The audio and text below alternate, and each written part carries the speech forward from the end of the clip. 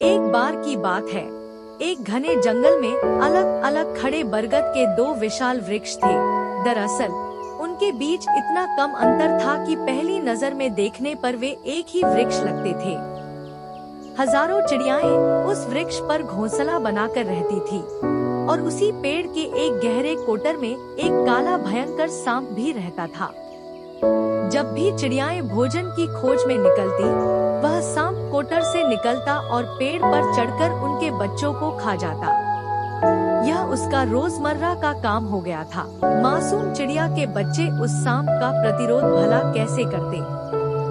शाम को जब चिड़ियाएं अपने घोंसलों में वापस लौटती तो कोई न कोई घोंसला जरूर खाली रहता। उसमें रहने वाले बच्चों को तो वह काला सांप चट कर जाता था।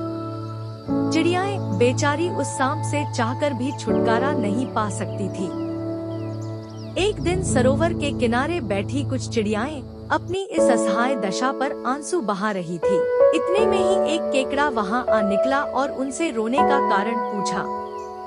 चिड़ियाओं ने रोते रोते उसे पूरी कहानी सुना दी और यह भी कहा कि वे स्वयं अपने बूते पर उस काले सांप से छुटकारा पाने में असमर्थ हैं। सुनकर केकड़ा सोच में पड़ गया कि चिड़ियाएं भी तो केकड़े की दुश्मन होती हैं, इनके बच्चों को खा जाती हैं, तो क्यों न चिड़ियाओं को ऐसी तरकीब बताई जाए जिससे सांप भी मर जाए और चिड़ियाओं का भी अंत हो जाए। यही सोचता हुआ केकड़ा बोला, तुम रो मत, मैं तुम्हें एक उपाय बता रहा हूँ, जिसकी सहायता से वह दुष्ट सांप मारा जाएगा। केकड़े ने कहना शुरू किया, देखो, उस बरगद के पेड़ के पास ही एक बड़ा नेवला भी रहता है। तुम उस नेवला के बिल से लेकर बरगद के पेड़ के बीच के रास्ते में छोटी छोटी मछलियाँ बिखेर दो। नेवला एक एक कर मछलियाँ खाता हुआ आगे बढ़ेगा और सांप के पास जा पहुँचेगा। सभी चिड़ियाएं इस नायाब उपाय को सुनकर खुश हो गई और उन्होंने केकड़े के बताए अनुसार ही किया। कुछ देर बाद नेवला अपने बिल से बाहर निकला और मछलियां खाता हुआ बरगद के पेड़ में बने सांप के बिल तक जा पहुंचा। सांप और नेवले के बीच भीषण लड़ाई हुई और नेवले ने कुछ ही देर में सांप को मार डाला। लेकिन वह सांप को मारने के बाद अपने बिल में नहीं लौटा और पेड़ पर चढ़कर चिड़ियाओं के बच्चों को खाना शुरू कर दिया।